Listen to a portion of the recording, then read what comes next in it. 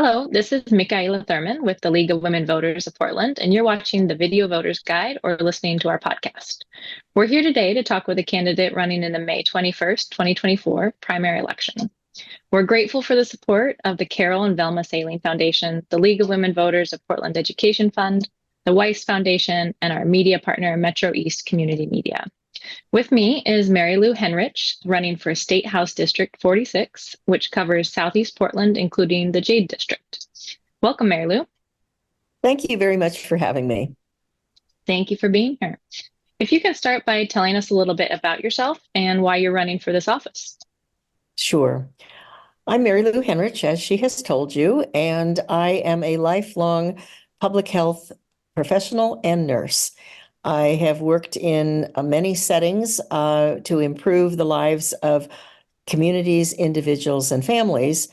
And much of my work has been focused on upstream issues and community-wide issues. However, in the last few years, I've become more involved in health care and how inequitable, unaffordable, and just kind of out of control it is. So I've been on the board of an organization called Healthcare for All Oregon that is working to have a universal healthcare system in Oregon that is affordable, less chaotic, and accessible and equitable for everyone. So there is a new governance board that was established by the legislature, Senate Bill 1089, and it started do its work this week, actually, and will be coming up with a plan by the end of 2026. So the 2027 legislature will be dealing with the issues. So happens that our current legislator in House District 46 is running for the Senate, and so that leaves her seat open. So it seemed like if I was going to try to get to the inside to do advocacy, this was the time to do it. Great. Thank you for that introduction. So next question, what changes, if any, would you support in the state legislature to address issues of climate change? Well, that could take us all day. But climate change is the kind of overriding issue of our time. And I have 3 grandchildren that, and many other people's children and grandchildren and future generations depends on us really getting it right. I think that one of the transportation and the emissions is really the number one issue that is affecting our climate in the negative way. So I would say one thing that we need to do is to continue and grow the rebates for electric vehicles to make them accessible not only to people who have the means to purchase them, but to low-income people too, because we know the issues of environmental justice, that low-income people live in communities that are more negatively affected by our environment and the climate change. So I would definitely not want us to be running out of money like we did this last year, and to have that.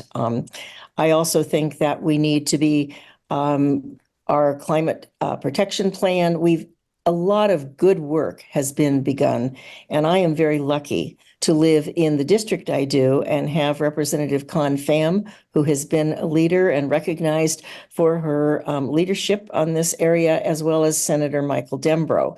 So I think that without going into it and not having time for the other questions, I think I would just say that we will continue the course, and that when Representative Pham is Senator Pham, and I hopefully will be working with her and Representative Thuy Tran, that we will be a good team working to move things forward. Thank you for that response. For those tuning in, a reminder, we're listening to the Video Voters Guide interview and podcast of Mary Lou Hennrich, who's running for State House District 46. And continuing with the next question, would you support or oppose the creation of a Citizens Independent Redistricting Commission to redraw state and congressional election districts? And please explain your answer. Okay, I don't think that I would be on either end of this debate. I think that how it's been has worked fairly well. So I'm not a big agitator to have a citizens commission, but I also wouldn't oppose it. I think that it works well in some other states. But for example, uh, the Democrats holding the majority right now, when this last redistricting happened, my own senator, Senator Dembro, was redistricted out of his district. And so the fact is that I just don't think it's broken. So I'm one that is not for trying to fix something unless it really is broken. Thank you. And the next question, would you support lowering the legislature's quorum requirement to 50% of its members? Why or why not? Absolutely. I think this is critical, that Oregon is one of very few states with this supermajority requirement for quorum. And as we've seen in the past several years, it has absolutely side-railed very important work that needed to be done. And it just is wrong the way it is. And so I would work very hard with the group to change this. Thank you. And what, if any, changes to the legislature's campaign finance law passed earlier this year, House Bill 4024, would you support and why? I think 4024 is a good first step. I wish it were happening a bit more quickly. But I kind of am one, I'm a progressive because I don't want to see things going backwards.